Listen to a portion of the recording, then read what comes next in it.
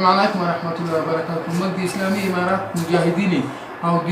امن بالمعروف ته موږ السلام علیکم ورحمت الله وبرکاته. دوی چې با مجاهد په بازار کې لسی د کابل په بازار کې دوی سړی ورکمایي نو دوی خو دې داسې وکړي چې دغه کوپار د موږ له صافه وباسي ځکه چې کوپار ته عمومي اپه وکړه او اوس هم راوصلې په دوسرخانو راته کېنولې په چوکۍ هم راته کېنولې او د موږ هر مجاهد په بازار کې بې عزته کېږي او ټڼې پې کموي خو که دغه به بل مجاهد نه وي او دغه عقیدهيي ځوانان نه وي او عقیدهيي مجاهد نه وي خو تاسې د کابل د ادارې ځوانان کله ورمخکې کې جنګي مقامات یې ورمخکې کې ورسره وجنګېږي چې موږ د دوی غیرت او همت او جرئت وینو ولې دغسې کوي د الله په خاطر دغه کارونه مه کوئ دا زاړه مجاهد ګوره مه خفه کوئ مه خفه کوئ سیال مجاهد خفایي الله پرې خفایي ټول مجاهد شکایتونه دسته لري نو دغه کارونه مه کوئ راځئ د الله په خاطر دغه کارونه مه کوئ مینه او محبت په زړو کې واچوئ د اسلام په نوم راغلي یاستئ تاسې دغه څپو ته وګورئ په صف کې څه حال ده څه حال نه شهیدانو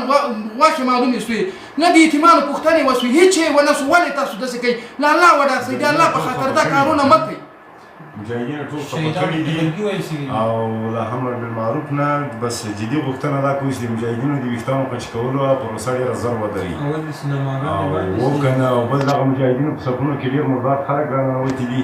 هغه جاسوسان هغه یهود نصارا او مردار خلک هغه ټول راننویستي وظیفې ورکړي او مجاهدینو په خاص صفونه ټول مردار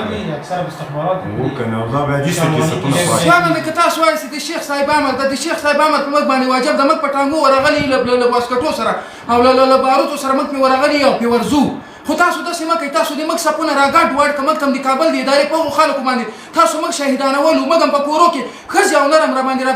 بې عزته کول هغه د موږ کورو ته راوغوښتل هغه تاسو اوس موږ سره په دوسرخانه کېنولي دي نو داسې مه کوئ که تاسو چېرته فکر وکړئ تاسو دا سپوز که چی جوړ کړي وکړئ د الله په خاطر باندې دغه عقیدهيي ځوانان وساتئ د سره دغه افغانستان چوکۍ د ګرده ګرځي مشکلات لري یهود موږ سره دوستي نه لري هغه د موږ د کلمې دښمن دي هغه په موږ باندې بیا بمبارونه شروع کوي بیا د عقیدهيي ځوانان نه